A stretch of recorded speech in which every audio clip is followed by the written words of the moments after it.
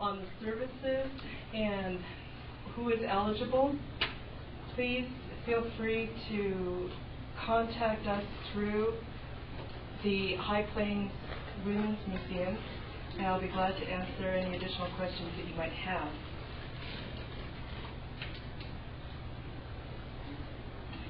As we all know, Hispanic women, too, have had their part in building Montana. Unfortunately, I could find no individual stories to tell, but I want to share some of the history that brought women of Hispanic heritage here. Most arrived as wives or daughters of soldiers, laborers, craftsmen, or adventurers. Over the course of 3 centuries, they raised families on the frontier and worked alongside their fathers or husbands, working crops, herding horses and cattle. They added to their work by hiring themselves out to make money to help meet their family's needs. They also made the time to learn English, to read and write in order to protect their family's rights, and even took up arms to protect their families and themselves.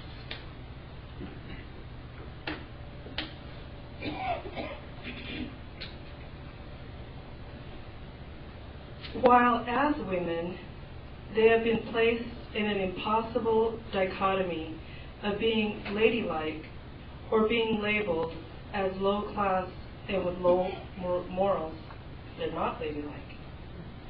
Women of Hispanic heritage have also struggled within their own culture with the expectation to be subservient to men, and yet having to take the initiative to do what is necessary for their families to survive and improve their lot in life.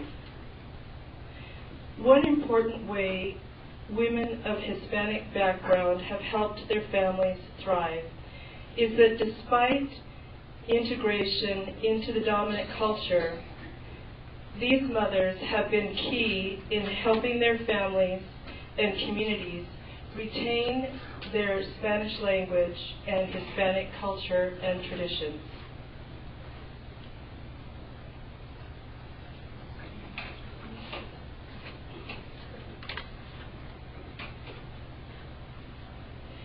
After the Mexican-American War of 1846 to 1848, Mexicans on the U.S. side of the border became largely divested of their property and political power. The vast majority of those who chose to remain in the United States had little opportunity for advancement and took the lowest paying and least respected work in industry, service, and agricultural jobs. Thereafter, wars, conflicts, and the Great Depression caused further economic instability, increasing the number of Mexican immigrants and causing those already to be in the United States to move further throughout the United States to meet the demand caused by resulting labor shortages.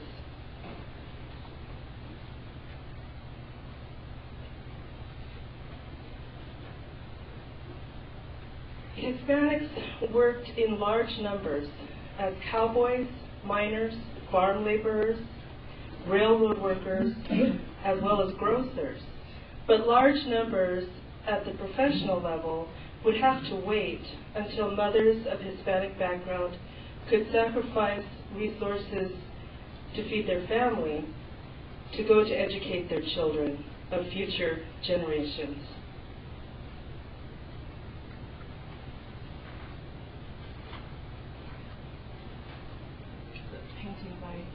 Diego Rivera. At the end of the 1800s, according to the legislative report on Hispanics in Montana that was done in 1980, especially in sugar beets in and around Billings, newly arrived Russian and German laborers were used for harvesting crops. By 1918, former Russian and German beet workers, in turn, became sugar beet growers.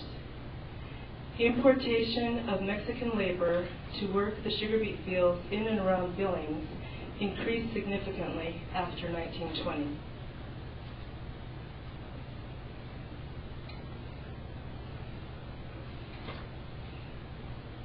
Because of the remoteness of much of Montana and the fact that farms and ranches are so many miles distant from one another, cultural isolation has always been a part of the life in Montana.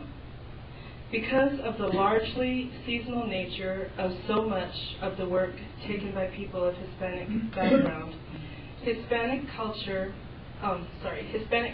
communities have been few. On one hand, such isolation may help maintain culture and tradition. On the other hand, where people of Hispanic background are interspersed among a different dominant culture, they begin to forget their culture and traditions, and assimilation occurs. Because of poverty, entire families labored in the fields and received their wages in a single check made out to the head of the household.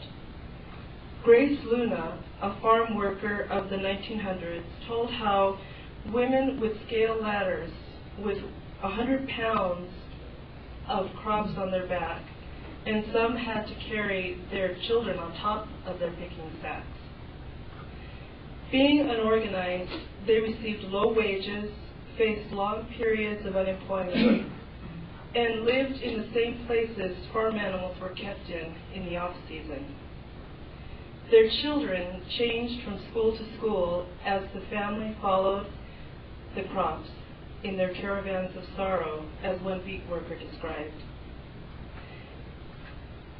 They received only the most deficient education and practically no health care.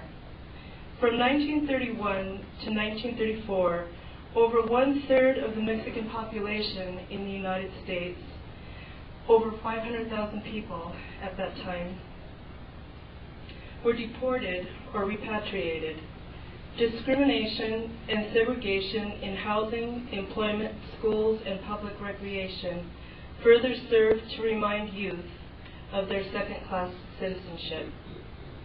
In Maria Arredondo's words, I remember signs all over that read, "No Mexicans allowed." Thus, the real purpose of the deportations and repatriation was to further intimidate, oppress, and force the Mexican workers to accept an even lower standard of living, and to be used in a competitive sense against the other workers in the area. Exploitation in pay and conditions prompted attempts at unionization, and women of Hispanic background proved tenacious activists. Sorry that you can't see